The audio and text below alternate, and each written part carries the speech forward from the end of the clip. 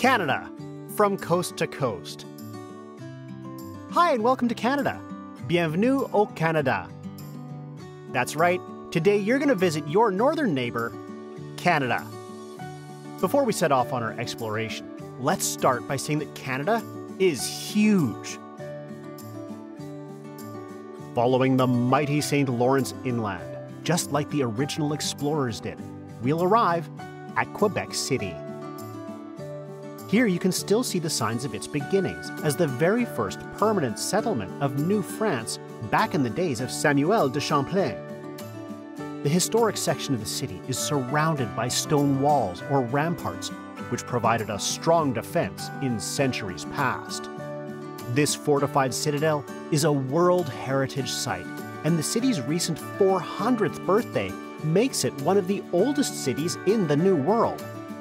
To visit the historic part of Quebec City is to go back in time, maybe even to another continent, where the architecture takes you back hundreds of years, and the voices on the street leave you feeling that you may have just time traveled to France.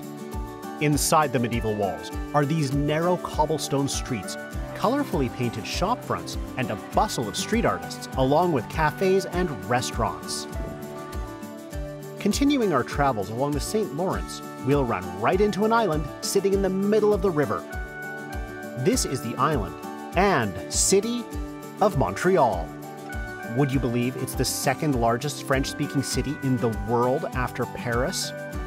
It was founded as a city back in 1642, close to 400 years ago. Montreal's historical roots can probably best be seen in Old Montreal. Here, the old port also dates back to the first days of the city. This is where the first ships to the new land would dock and where the fur trading would take place. Nearby Montrealers are very proud of the Notre Dame Basilica, one of the most grand basilicas outside of Europe and a crown jewel of the city.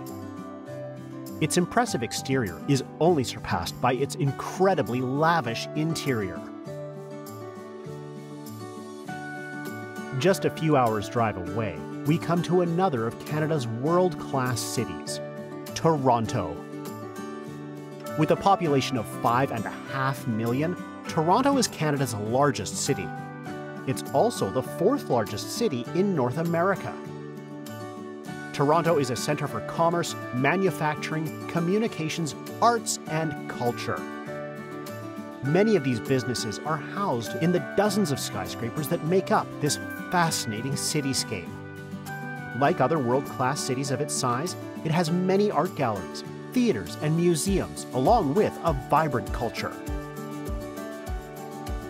Not too far away, we'll come to one of the most scenic spots in Canada, Niagara Falls. These famous waterfalls are shared between Canada and New York State. It has the highest flow rate of any waterfall in North America. Just so you know, the flow rate measures the amount of water that flows over it per second of time. We talk about Niagara Falls as though it's only one waterfall, but actually it's made up of two large waterfalls, one on each side of the Canada-US border. On the Canadian side is Horseshoe Falls, arguably the more famous of the two. More than 12 million tourists visit here each year to take in the spectacle of these impressive falls, creating service jobs for more than 30,000 people. This is Vancouver, a beautiful city gifted with scenic mountains on one side and the dazzling ocean on the other. Both Vancouverites and visitors alike love to spend time here in this 1,000-acre park called Stanley Park.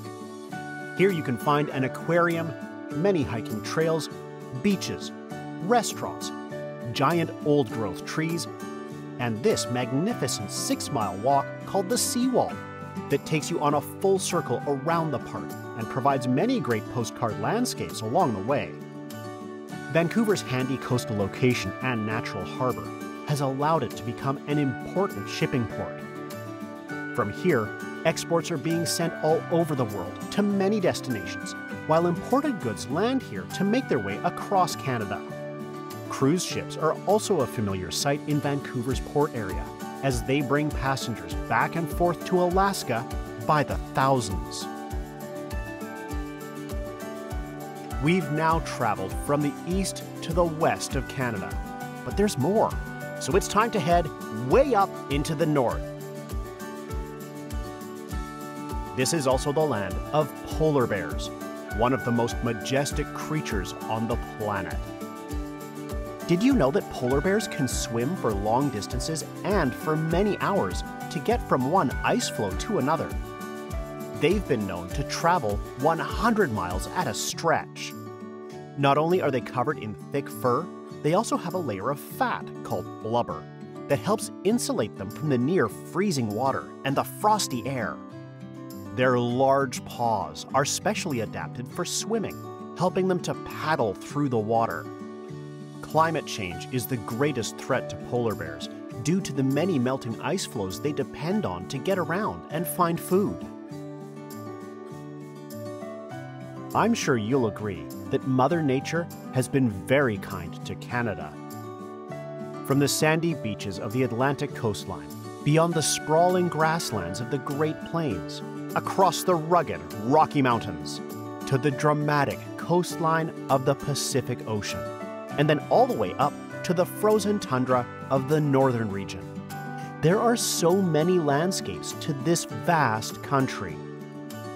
We're sure you'll agree that Canada is a country like no other, and hope that you'll join us again to do more exploring. See you soon.